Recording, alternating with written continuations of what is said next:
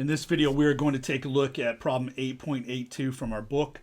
Again, this is refers to the alligator problem, right, which is an 8.78. So if you haven't already watched the video for 8.78, you might want to watch that. Okay. And so back to 8.82, it says the mean duration for a sample of 612 dives was 322 seconds. Find a 99% confidence interval for mu based on that data. Okay, so 322 for the mean, 612 for the sample size, 100 was the population standard deviation. That was given back in 8.78. And let's just double check that to make sure. You can assume the population standard deviation is 100 seconds, so that's accurate. And we want a 99% confidence interval. Okay, so there's our setup. Here we just crank out the confidence interval, right? So it's x bar minus z of alpha over 2 times sigma divided by square root n, right? That's the lower limit we want to go, and then the upper limit is x bar plus z of alpha over 2 times sigma divided by square root n. Okay, and x bar we know is 32 or 322.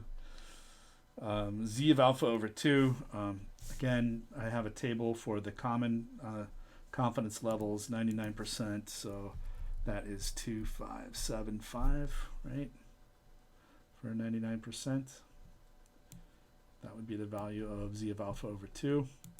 So that saves a little work from having to go to table 2. Remember, if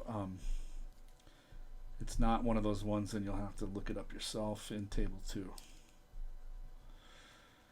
All right, 100 is the population standard deviation, and divided by the square of the sample size, which is 612. The upper limit is going to be 322 plus 2.575 times 100 over the square root of 612. Okay. All right, let's go calculate that out.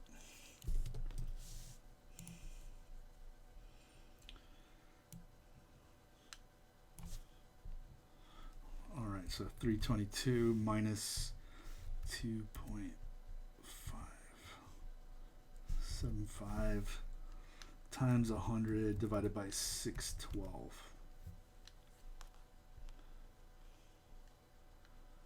Okay, so we get a lower limit of 311.59.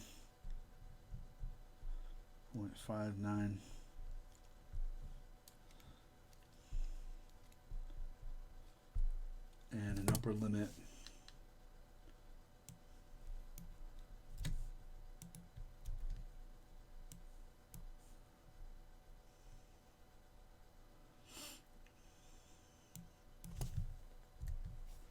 of 332.41. Okay. All right, so that is our confidence, our 99% confidence interval for this question. All right, it says B, what determine the margin of, oops, wrong problem, we're on 8.2. Part B says compare the 99% confidence intervals obtained here and in exercise 8.78b by drawing a graph similar to figure 8.7 on page 344. Okay, so I have gone and erased that one for 878. So let's crank that back out really quickly. Let's see. It was 338 seconds.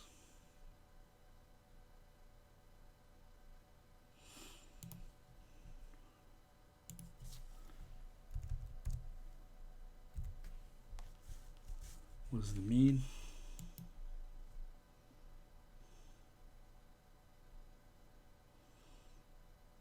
100 for the standard deviation, 99% confidence interval, so it's 2.575 for z of alpha over 2. And the sample size was 68, so that's the lower limit, and that would be the upper limit.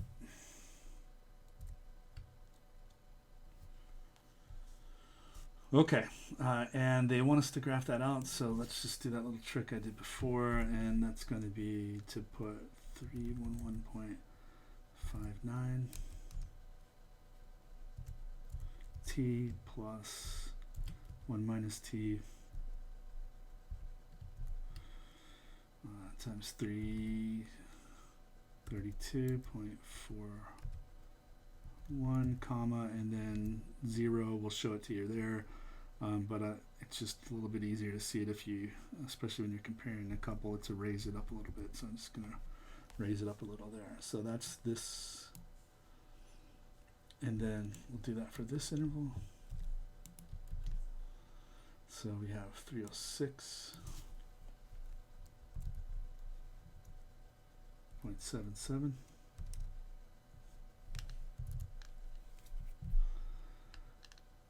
To 369.23, and we'll raise that up just slightly higher so we can compare the two.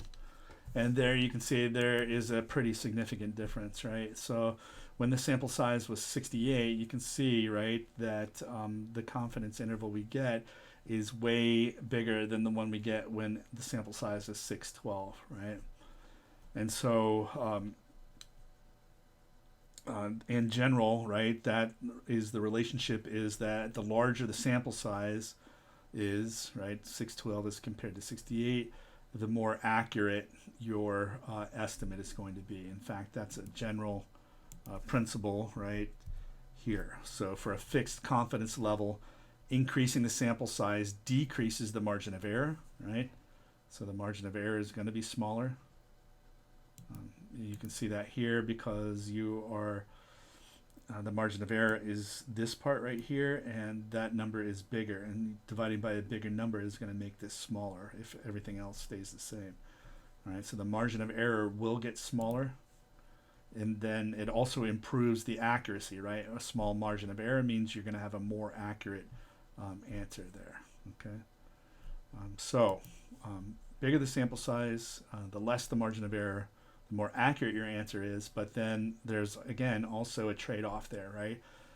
Getting a sample of 612, size 612, is going to be considerably more, cost you more time, right? More energy, possibly more money, right? To get a bigger sample like that. So again, you have a trade-off and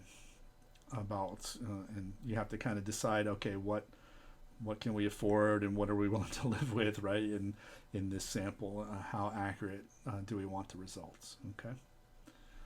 All right, let's just make sure that we've answered everything here. Okay. And we did not compare the margin of error for the two, but let's go ahead and do that. So that's part C.